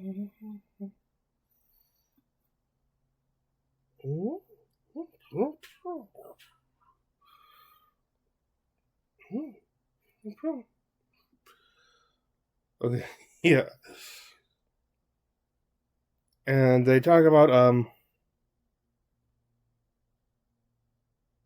oh, that's a sorry, that was a long clip I thought. Long clip I thought. Which is even a hit. And now people recreate that exact same moment on Instagram every day. I'm sorry, did I derail your final point? Nope, that was my point. We tell the same story again and again. Well, buds,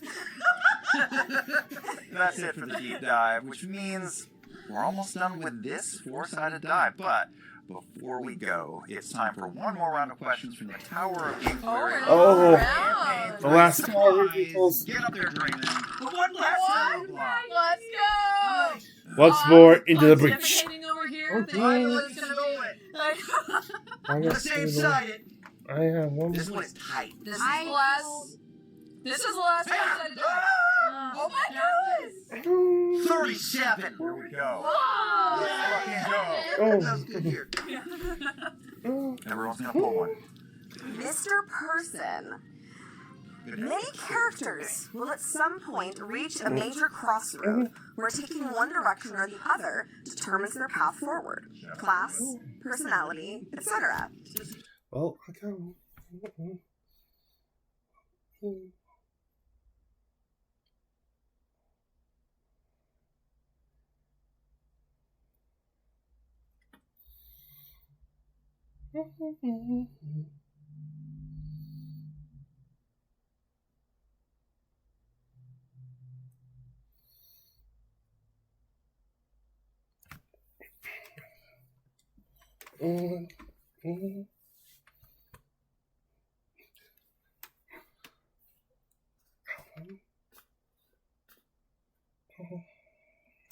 Choose the clown Football or the kid. Yeah. Pick a sport, bud.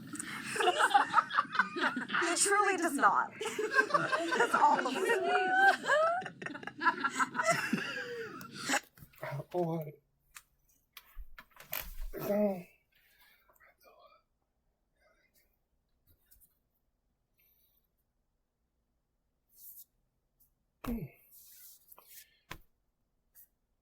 I might be crying over there, and now I can't even get through this question. Fuck y'all. Airbud is bittersweet. It's a story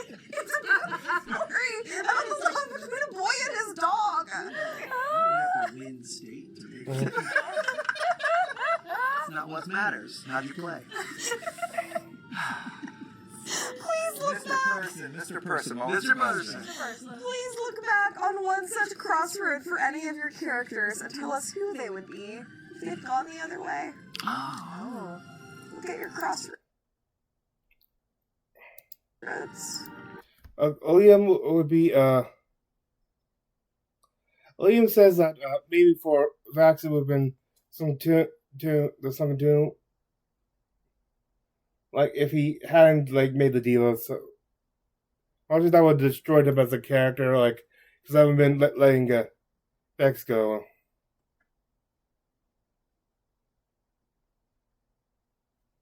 Oh. Bo, for, Mercia, it's Bo and the Hag, I think that's a 58. Crossroads. Probably when I picked up that phone call from Marisha Ray around December of 2020 or whenever that was. I was like, what do you call it? I was in my car. I was like, who's this? Yeah.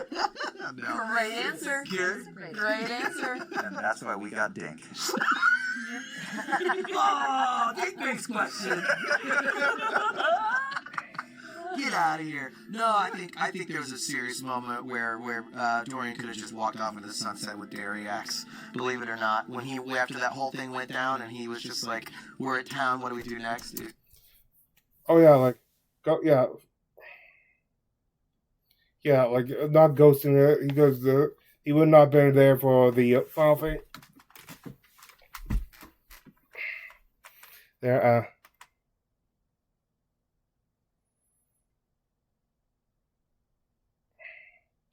actually is taking that. I forget. I can.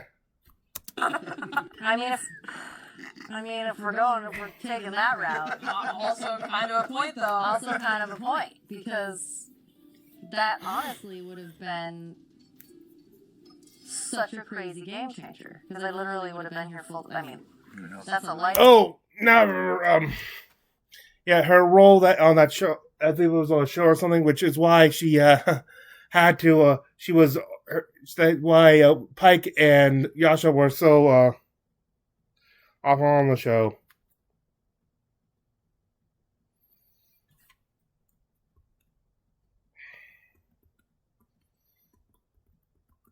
It's gonna be much more of a change than that. Guess you better pull a breakdown. I'll go pull a breakdown. I will also to jump off of your Vax throwing caution to the wind with Laura.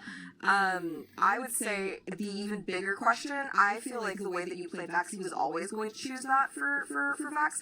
My bigger question is if he had not chosen to go with the matron after he was disintegrated by the Whispered One. If he had chosen to wait for Keyleth to see if she could bring him back instead of taking the matron's offer to make him a revenant. I just feel like that's another one. That's one I think about all the time. Just like, man. It would have been a whole other story deep dive of like trying to get a true resurrection. Yeah, because y'all would have had to go try to find those diamonds. Yeah. In my mind, I mean, like anyone can play anything any way they want, but in my mind, the promise had already been made. Yeah, for sure. There was no veering off of it. I committed to the bit, and that's how I looked at it the whole time. Like, do I wish they had had a happy ending? Part of me does. Forever will wish that he got to sunset. At the end of that, I can't listen to Tokyo Sunrise and hold it together, but I really just felt like I was following the breadcrumbs as they led, and I don't feel like there was any veering off of it. Tokyo Sunrise. It's an amazing song by LP that I put on my third Keyleth playlist, I think, in honor of Vax and Keyleth. Good song. It's a great song. Very tragic. Second Bell Sal's playlists? Any point? Pull a break, Ashley. I did. What do you get? 13. Oh, Lucky number 13. Oh, spooky. I'm not putting it up because Robbie didn't put it. Oh, do love. Yeah. No! Come on. I'm We're in- together. Oh no, what if the tower Well, hang falls? on a minute. Oh, Okay.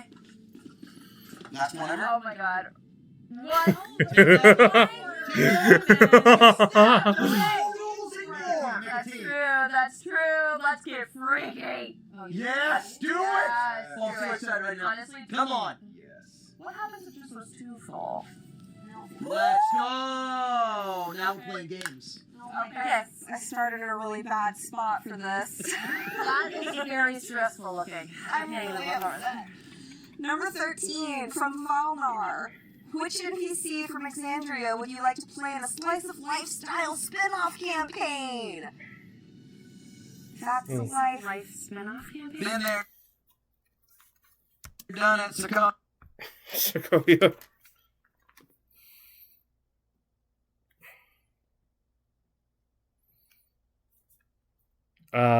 Russia says, perhaps, I forget, I think this is from this is look Eva the Smut Peddler.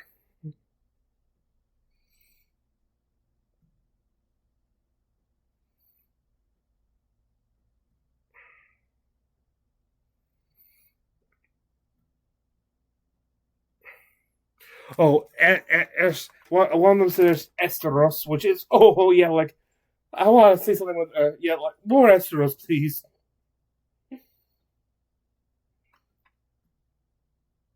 Ashley, that either says Richter or like the High Richter or Victor. I'm assuming it says Victor. Which that would be interesting. It would have to definitely be a step back in time because he died during the last battle during the invasion of Azalai at the end of campaign 1.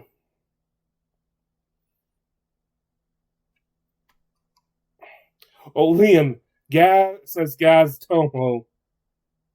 And actually says Devexian.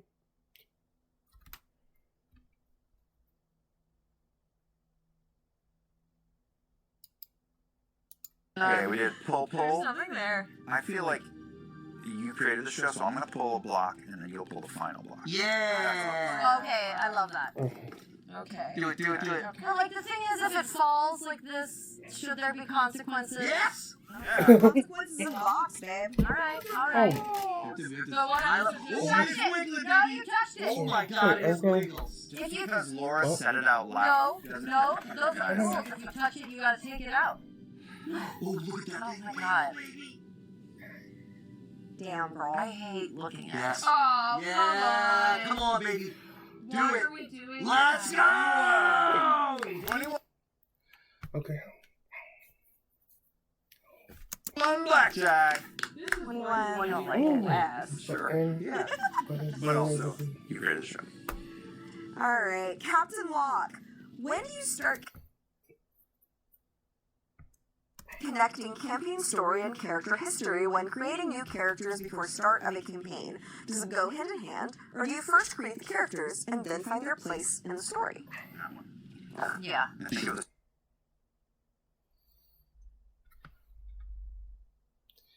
For Liam, he thinks of the story he wants to tell, and then tries to fit it in.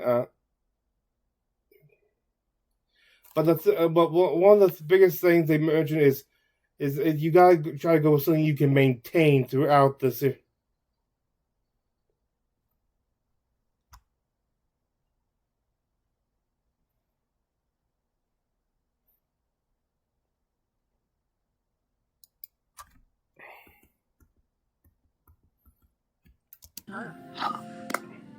There you go. Oh, get it. Yeah.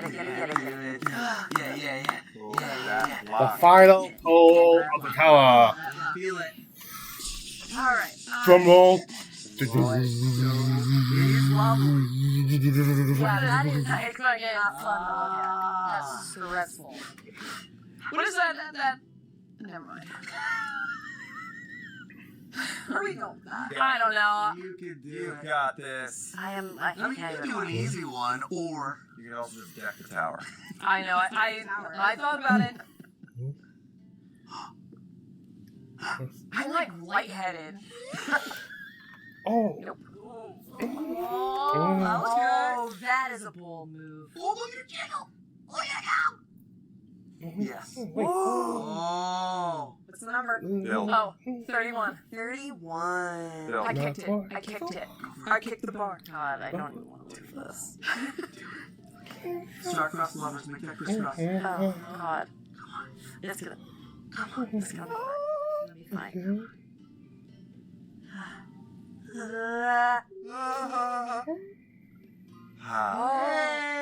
Yes, okay. I like it. Pin up. Yes. Look what you made! I did this. Don't you touch it yet! Not from the board!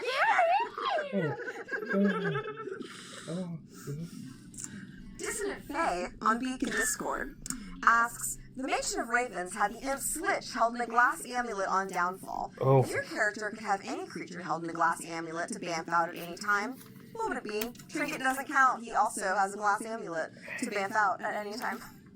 Dang. Any creature. Any creature.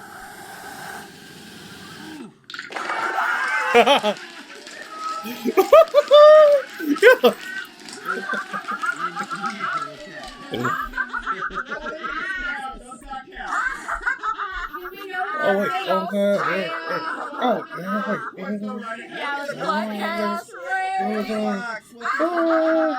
Should Danny take the consequences? consequences? Yes! I've never had a consequence ever. Ever in your life. Ever. Never done it. No. We're gonna take this consequence. I'll first get the answer about the glass bubble. Okay. Okay. Uh, Any creature with a bamf out. Any creature. I just want my dog Yaga. Oh yeah. Yeah. As you said, Danny would pick her dog Gaga. Ashley should put any emotional support dog, or really any emotional support animal. Liam, his buddy, would put his buddy or Grog, the big guy.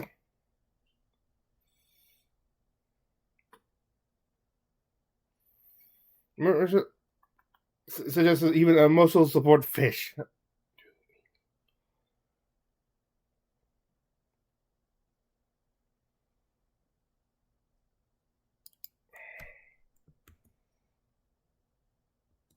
Going off a cliff, maybe. Yeah. Like, Easy. Air Bud. Doesn't matter the sport. It's gonna be a good time. you can play every sport. He's Of so good course. at it. He's Air Yeah, Bud. that's good. Yeah, that's dog and lock, and I think we solved it. So thank you, Mr. Person, Valnar, Captain Locke, and Dissonant Fae. And if you have a question for our pile of inquiry, you're SOL. Before we move on, our consequence, which I think is just to make Kyle feel better about himself. Whoever destroys the Tower of Inquiry in episode 30 of Four-Sided Dive must say 5 nice things about Four-Sided Dive. Oh, wow! Well, there is 5 of us. We could split There are the 5. I think that's right. We all get to say one nice thing about this show. Okay. Okay. I didn't get a stocking. Do I count? Yeah, you count. You knocked it over. Yeah. Very difficult task to say 5 nice things about our show. Can I take the snowman out? Yeah. He can be your friend. You know? What do you get? Yeah, I didn't even notice that. I noticed him back there on the wall. I didn't notice something that he still had. I know my holidays stuff. Who wants to start? Wait, this is looking like 5 nice things. You're supposed to say one, though. 1. Yeah, we're going to split the load. From the cradle to the grave. I was here for 1. I was here for 30. Glad to see you born. Glad to see you die.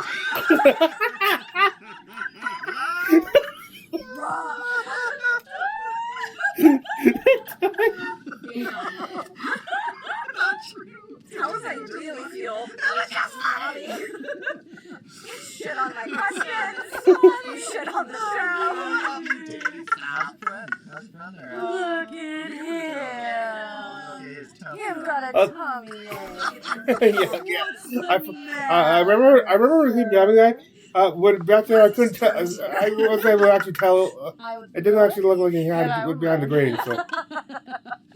What is your nice thing about Four-Sided Dive? Oh, it's been fun. Yeah, that is true. It's a good one. It's not untrue.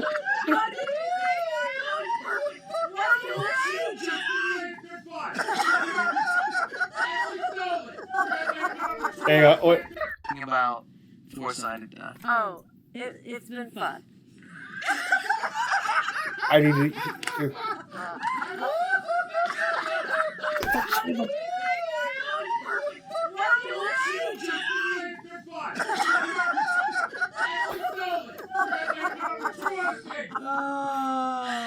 Wait, did someone else say it and I wasn't paying attention while I was listening to Santa? It's pretty broad. It's pretty broad. Leave your thoughts. It's for him. It's like a. Talk more about like he says. It's like sure. It's less. It's not like a big thing like this will affect the rest of the campaign. It's just talking like stuff like out of character and stuff. It's less pressure. For Danny, she said working with Kyle, who we just heard ranting.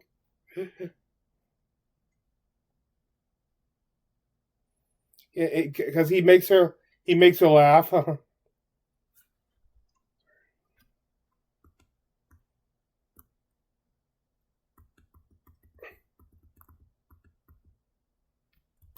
Baby. I was trying. Oh no. You trying to pick my I was trying to. Yeah, a little bit. I was trying to beat you. No. You're a little bit of a boob? Yeah, this is, a lot of people commented and were like, why doesn't Danny just hang out behind the bar? It's because of this! Because if you look at Alicia and Liam in their standard form, it's just my boobs! I'm very short! The whole show! It'll just be this, guys! She's been needing to get herself for a long time. To be behind the bar, that made sense because it's just this. It's just my tits. That's why.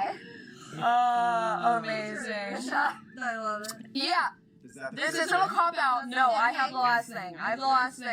This isn't a cop out, but it's kind of jumping off of what Danny said. There was so much about this show that was a bit of a scramble. Mm-hmm. There was. It was how a scramble it was.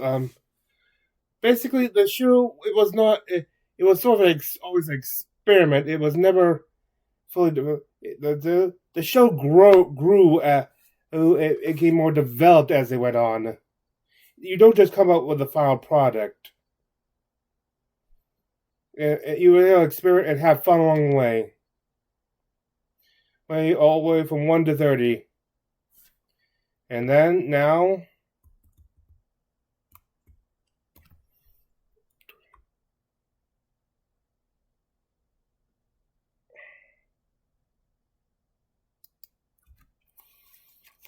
And now we come to the end. Now to close the book on Four-Sided Die. Some crushed, some flopped. Same. We were crushed, some flopped. But we were always empowered, and of course, same that Danny already said. Have to give a shout out to Kyle Shire. Four-Sided Dive has been his baby from top to bottom. He wrote so many of the bits. He wrote all the bits. He wrote all the bits. Kyle, get here. Come here, Kyle. Yeah, you can't do that and not show yourself for the final episode. Get out here. Come on, Kyle. This is your headbutt moment. Yes, I love it. Yes, you're good. Really good. Wonderful.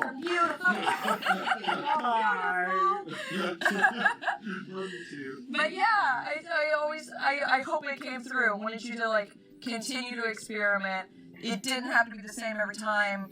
We always tried to find the format, find what works best, and yeah. I'm really Crush it. I don't think you guys can hear me, but I'll speak up. Talk to my boobs. I'll talk to you. Thank you guys for giving me a playground to play in and whatnot. I really appreciate it. Thank you for all the trust. I hope I didn't make you guys act a fool too many times. No, it was amazing. You're an absolute star. I put it away.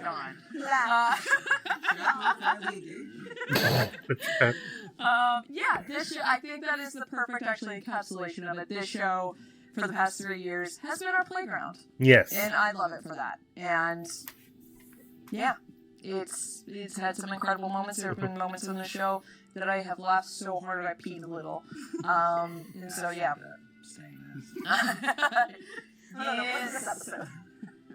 Chairs will have to be replaced. But anyway, yeah. Yeah, it's been great. It's been good times. Oh man, I want to thank everyone here. Marisha Ray, Ashley Johnson, Robbie Damon, Danny Carr, our lore keeper, Kyle, the entire crew. I'm Liam O'Brien, your 30th tavern keeper. And I guess this is our outro. There's around the table, time to celebrate. There's a party tonight, here we go. Racing away with a little escape. It's a chance to lose control. Let's just leave this world be. The crew! Come everybody, come on, take a dive! One But when we roll the dice, come on, let's go. Critical Role. For another round, your friends are here to cheer you on. Critical. Roll it back, it's good times all night long. Let's go. Critical Role. Way to lose. You're having this much fun. No way to lose when you're having this much fun. Bye, Forrest. Yeah. Okay, we're going. Fairly well. Oh God. One more. Okay. Yay!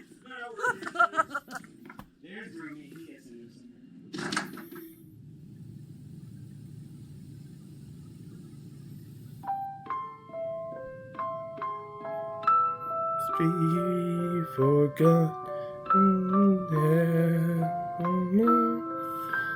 Be Take a cup of kindness. Lettings on.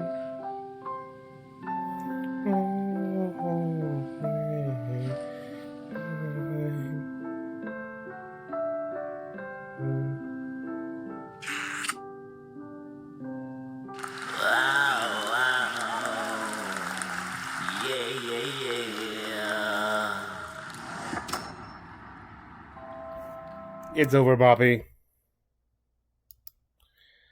And this is almost over. But I, of course, with every one of these recaps, I have do use a homebrew. And in honor of the daring rescue of Liliana Tennant, as discussed in this final episode, I give you the Conclave of the Rescuer, the more healing oriented ranger subclass. No matter how fast you come to rescue, eventually you will not arrive in time to prevent harm. A true rescuer can heal just as much as they can shield. You get as part to start off with. You get your rescuer magic. These are your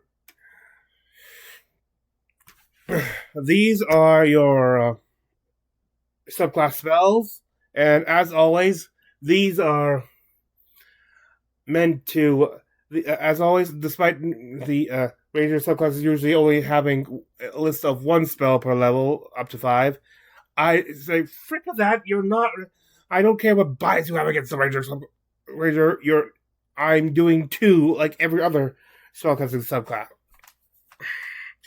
To start off with, you get, of course, the healing word earned at the first level healing word at level 3, along with create or destroy water, to provide emergency aid to help with, or to make sure that, like, if they've been out exposure for a while, that you can make sure that you can rehydrate them. Then at 5th level, you get your 2nd level spells, Healing Spirit, and Prayer of Healing. Most of these are healing stuff.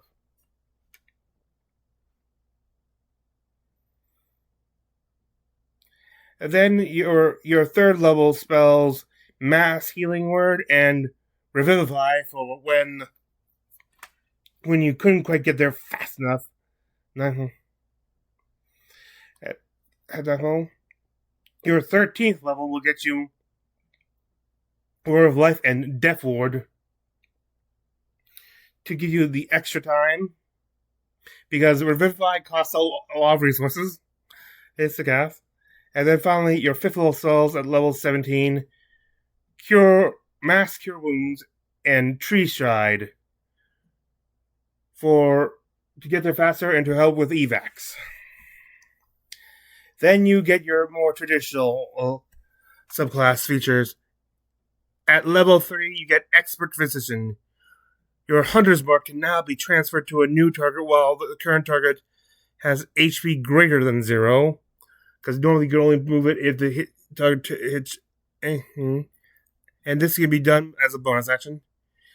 Also, a creature that is marked is healed when a creature that is marked is healed by one of your spells, it automatically rolls the maximum amount of HP.